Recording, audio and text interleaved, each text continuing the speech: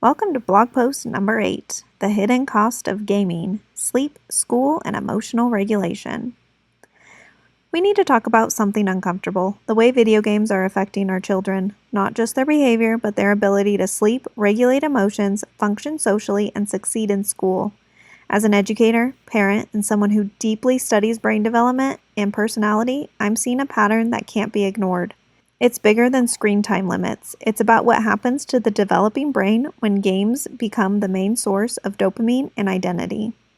The pros of gaming. Yes, there are some. Let's be fair. Video games aren't inherently evil. In moderation, they boost problem solving and spatial reasoning, encourage collaboration in multiplayer formats, provide emotional release and stress relief. They offer a space to explore creativity and fantasy.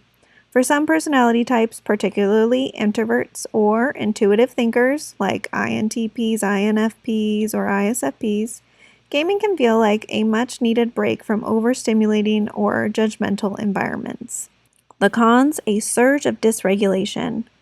Here's where things take a turn.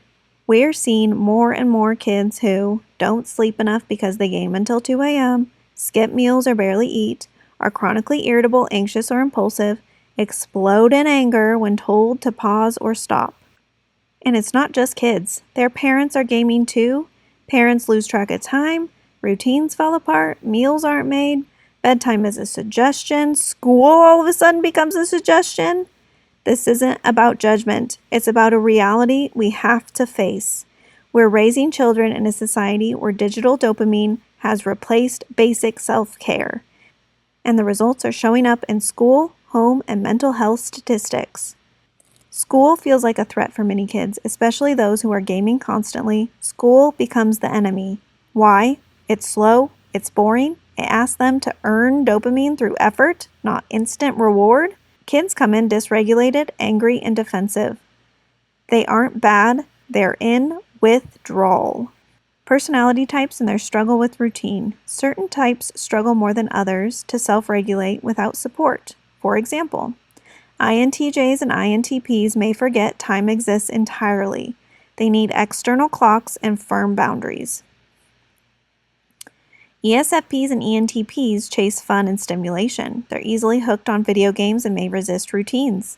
ENFPs will procrastinate sleep in favor of just one more round because their creative mind is constantly buzzing.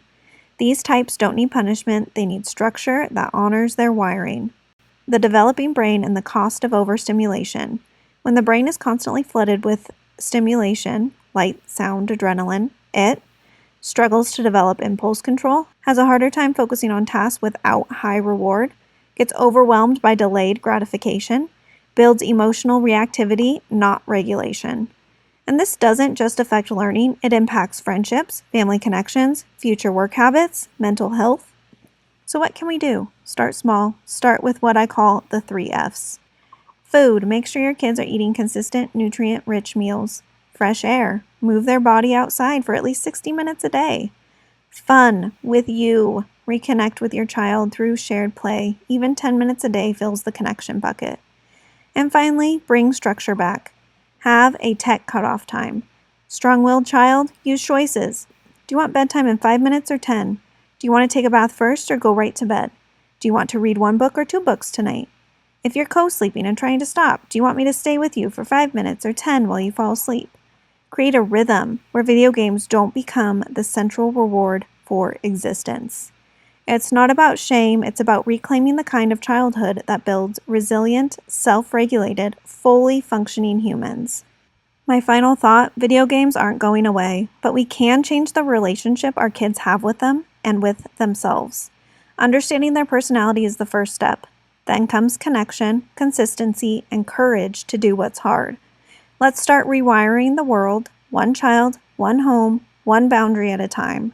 More resources can be found on the 16 personalities, child development, classroom management, and even structured literacy at MindChild.net. Don't forget to like and subscribe. See you in the next episode.